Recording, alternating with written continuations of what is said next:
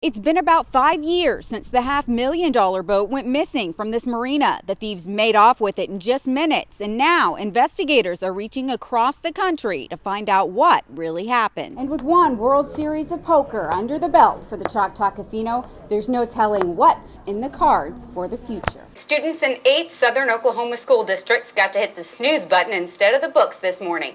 And though conditions in North Texas weren't as dangerous as they were in parts of Oklahoma, administrators for area school districts were up before the sun to determine whether they'd open their doors or not. Now remember, there is no foolproof way to drive in these conditions, but if you do have to go out, like Dara said, make sure you have an emergency kit in your car, especially if you're out driving in the country where it could take first responders a while to get to you, or for anyone to even know that you're there. It's not just keeping your vehicle fueled that could get more expensive. Higher gas prices have a direct effect on the food industry, and that means the price of keeping your family fueled could increase too. This is the cross street where Hamilton says he saw the suspect get into a red Dodge truck, and he says what he saw is changing the way he thinks about protecting his home and his family. Well, Maureen, I'm afraid it would be quite the understatement to say that the wintry weather has kept Bryan County emergency personnel very busy for the last couple of days.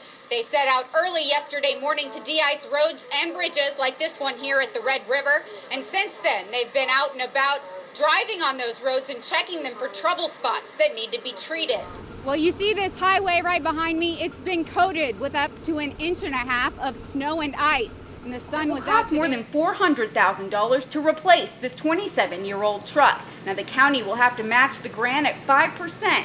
And county commissioners are pretty fired up about paying just $20,000 for a $400,000 piece of equipment. Since they haven't been able to mobilize for the past few days, Meals on Wheels of Texoma volunteers have been packing their usually hot meals in these containers and freezing them so they can get them to the people who need them as soon as the weather lets up. Well, there really is no right way to drive in these conditions, so staying home and off the roads is the best way to stay safe.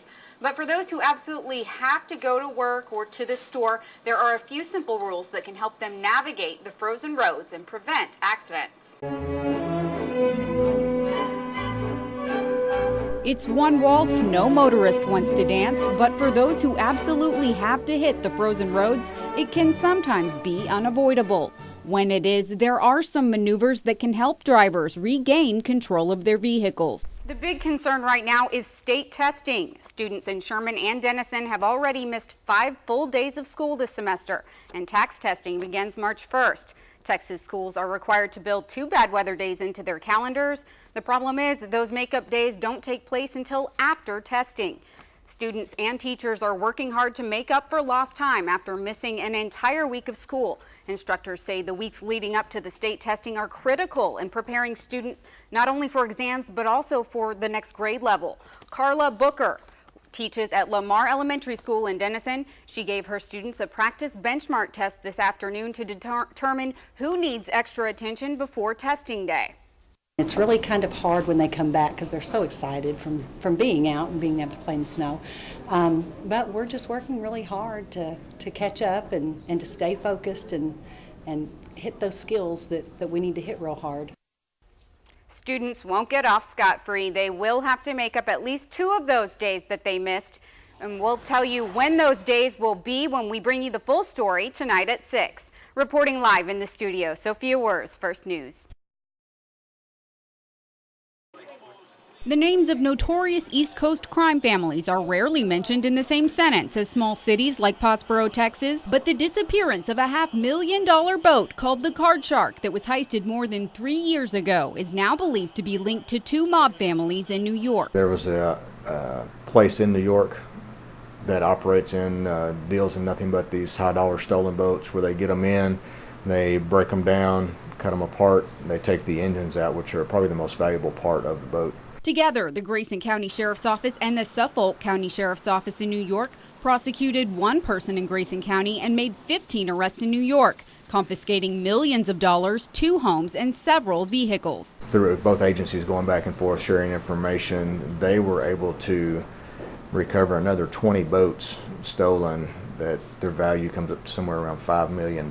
Sergeant Ricky Wheeler with the Sheriff's Office says that serial numbers and technology were instrumental in the investigation. Well, if it wasn't for TCIC, NCIC, where we could enter stolen numbers, stolen parts off of boats, then we wouldn't be where we are today.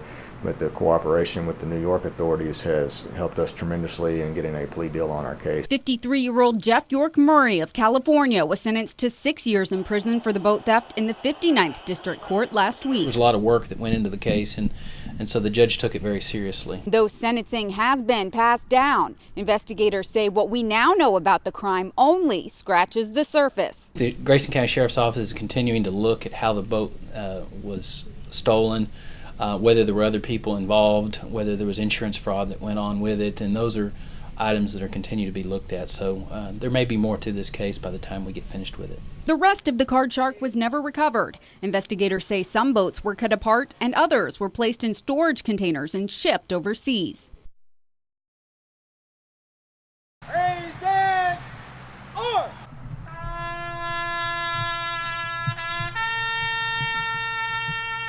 Though separated by nearly a century, the bond of brotherhood that connects firefighter to firefighter was so strong this afternoon it was almost tangible.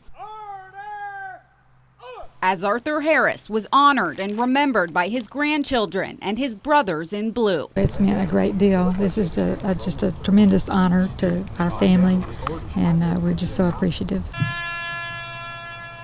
Harris died while Chris Beal's mother was a small child, but Beal inherited his grandfather's heart for helping others and went on to serve in the military. I'm real patriotic myself, and I've served other people, and to know that he was there to save other people's lives, and he gave his own in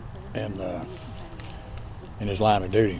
On January 20th, 1920, Harris was riding on the back of a fire truck that was traveling down this road when it was struck by another engine, causing Harris to pay the ultimate sacrifice, something every firefighter thinks about every day. I got up at work and went to work many mornings, leaving my children before they got up, didn't get that kiss goodbye, and they wondered about, would I come home, what risks I'd face during the day.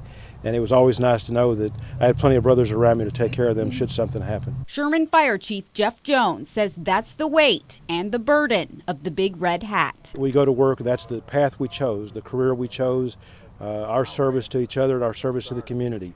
Unfortunately, risks come with this job, and Mr. Harris paid the ultimate price. A risk that each firefighter stares straight in the face every day. They're all my heroes.